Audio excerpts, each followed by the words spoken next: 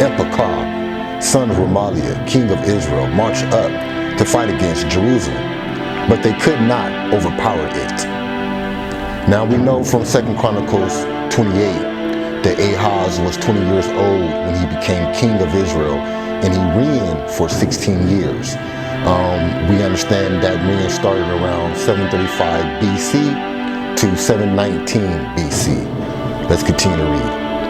Now the house of David was told, Aram has allied itself with Ephraim. So the hearts of Ahaz and his people were shaken, as the trees of the forest are shaken by the wind. Then YAH said to Isaiah, Go out, you and your son Sherebiah, to meet Ahaz at the end of the aqueduct of the upper pool, on the road to the washerman's field. Say to him, Be careful, keep calm, and don't be afraid. Do not lose heart because of these two smothering stubs of firewood, because of the fierce anger of Rezin and Aram, and the son of Remaliah. Aram, Ephraim, and Remaliah's son have plotted your ruin, saying, Let us invade Yahudah. Let us tear it apart and divide it amongst ourselves, and make the son of Tabal king over you. Yet, this is what YAH has says. It will not take place. It will not happen. For the head of Aram is Damascus, and the head of Damascus is Rezin. Within 65 years, Ephraim will be too shattered to be a people. Now we do know that Rezin Bakar marched up to fight against Ahaz of Yahudah around 735 BC. This conflict is known as the Syro-Ephraimite War. Okay, and it's true, it did come to pass within 65 years. Ephraim was shattered. We see that in 722 BC, Ephraim was taken over by the Assyrian king, and actually in 760 BC, the Assyrian king settled foreigner colonies in Israel. The intermarriages of these settlers with the Israelites resulted in what they know as the Samaritans. And so this happened within the 65 years, right, that YAH had said. It actually took place 52 years within that 65 years. So let's continue to read. The head of Ephraim is Samaria, and the head of Samaria is only Remaliah's son. If you do not stand firm in your faith, you will not stand at all. Again, YAH spoke to Ahaz, Ask YAH, your God, for a sign, whether in the deepest depths or in the highest heights. But Ahaz said, I will not ask, I will not put YAH to the test. Then Isaiah said, Hear now, you house of David. Is it not enough to try the patience of men? Will you try the patience of my God also? Therefore YAH himself will give you a sign. The virgin will be with child, and will give a birth to a son, and will call him Emmanuel. And so we understand now that Emmanuel was assigned to King Ahaz to let him know that Rezin of Aram and Pekah, son of Remaliah, would not overthrow the house of David, right? Overthrow Yahudah and replace a new king over him. YAH said that this would not take place, and he would give Ahaz a sign that it wouldn't take place. And that sign is this young woman who is called the virgin, that she will bear a child, and that child's name will be called Emmanuel. And in verse 15 it reads, And Emmanuel, right, he will eat cords and honey when he knows enough to reject the wrong and choose the right. But before the boy knows enough to reject the wrong and choose the right, the land of the two kings you dread will be laid to waste. So we understand that this child was assigned to King Ahaz. And before the child could know right from wrong, these two kingdoms, Rezin and Pekah, will be destroyed. And once again, like I said, we see that happening to Ephraim in 760 BC when the Assyrian king came in and settled foreigner colonies in the land of Israel at that time, okay? And they were intermarried, therefore resulting in what they know as the Samaritans.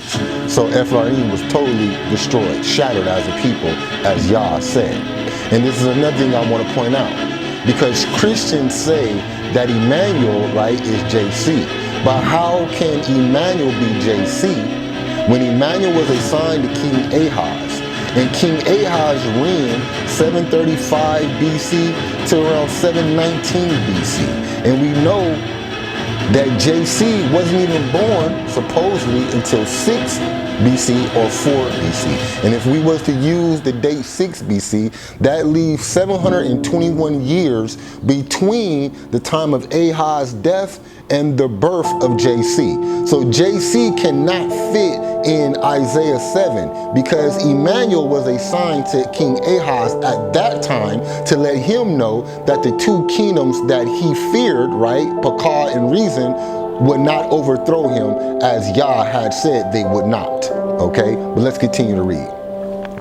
Yah will bring on you and your people and on the house of your fathers at the time unlike any since Ephraim broke away from Judah. He will bring the king of Assyria. In that day Yah will whistle for flies from the distant streams of Egypt and for bees from the land of Assyria. They will all come and settle in the steep ravens and their crevice in the rocks, on all the thorn bushes and at all the water holes. In that day Yah will use a razor hired from beyond the river, the king of Assyria, to shave your head and the hair of your legs, and to take off your beards also. In that day a man will keep alive a young cow and 2 goats, and because of the abundance of the milk they give, they will have cords to eat. All who remain in the land will eat cords and honey. In that day, in every place where they wore 1,000 vines worth 1,000 silver shekels, there will be only burrs and thorns. Men will go there with bow and arrow, for the land will be covered with burrs and thorns.